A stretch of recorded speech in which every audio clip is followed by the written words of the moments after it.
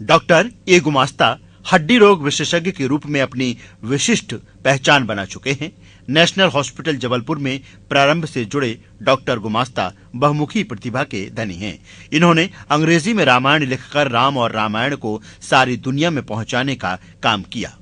अध्यात्म, लेखन और पत्रकारिता में गंभीर रुचि रखने वाले डॉक्टर गुमास्ता ने मुंबई में प्रशिक्षण लेने के बाद गृह जिले जबलपुर को अपना कार्य क्षेत्र बनाकर जबलपुर की माटी का फर्ज निभाने सतत प्रयत्नशील हैं। डॉक्टरी पेशे में मरीजों के साथ उनके व्यवहार में सहजता और सरलता उनका विशिष्ट और खास गुण होता है। मैं अस्थि रोग विशेषज्ञ हूं और इस बात पे विश्वास करता हूं कि हमारा अध्यात्म और व्यवसाय दोनों एक साथ चलना चाहिए। हमको सिर्फ व्यवसाय पर निर्भर नहीं रहना चाहिए, हमें आध्यात्मिक प्रगति की ओर भी ध्यान देना चाहिए। और भारत का प्राण केंद्र अध्यात्म है, इसलिए हमें विशेष रूप से उसको अक्षुण्ण रखने की आवश्यकता है।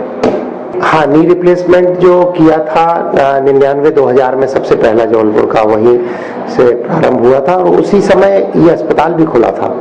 तो उसके पहले मैंने ट्रेनिंग बॉम्बे में और भोपाल में ली थी।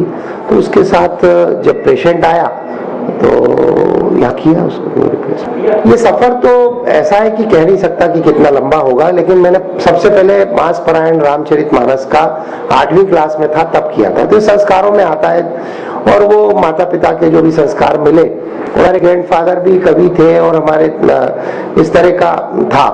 अब क्या हुआ कि छोटे बच्चे को अपने जब मैं कहानी सुना रहा था राम भगवान की, उसको जब मैंने बोला कि 14 साल का राम जी को वनवास हो गया, तो उसने पूछा मुझसे कि 14 यानी कितने होते हैं। तो मैंने बताया उसको 14 होते हैं। तो वो समझ गया 14 का मतलब, तो 14 का मतलब नहीं समझा। जब मैंने सोचा में ये हिंदी की स्थिति है तो रामचरितमानस तो दूर भारत के आत्म कैसे समझेंगे लोग।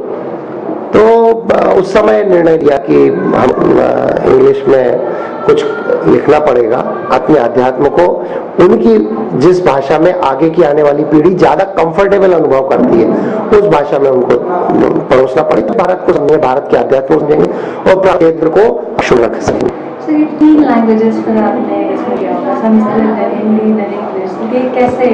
संस्कृत तो अपना ऐसा है, मिलती जुलती भाषा है। और बल्कि आपको मैं बता दूं कि मैंने तेलुगु की भी इंग्लिश वर्जन रामायण, तमिल की रामायण, यजुथेचन की मलयाली रामायण, ऐसी सब रामायणों को पढ़ा। अध्यात्म रामायण भी पढ़ा इंग्लिश वर्जन उसका।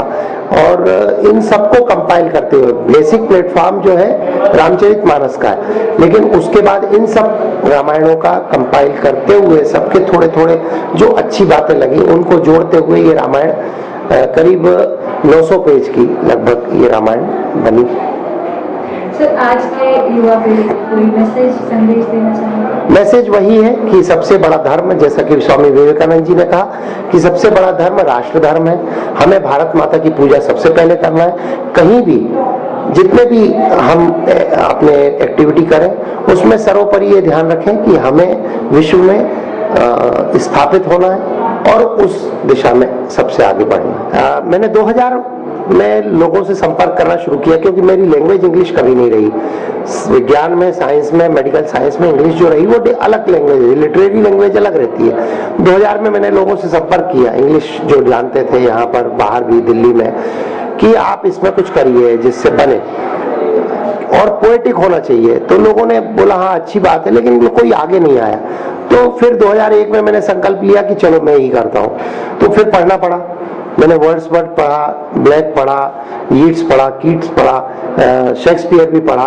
और इन सबको पढ़ने के बाद ये तय किया मैंने कि अब लिखना शुरू करते हैं।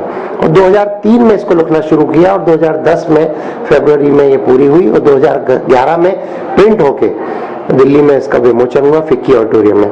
लेकिन इसी के साथ साथ मैं बताना चाहूंगा कि फिक्की ऑडिटोरियम दिल्ली ही नहीं, इसका विमोचन सिंगापुर में, श्रीलंका में, यूके की एस्टन यूनिवर्सिटी में, बर्मिंघम में वहां हो चुका है। और ये रामायण विश्व में हर स्थान पे, हर कॉन्टिनेंट में जा चुकी है 1 साल के अंदर।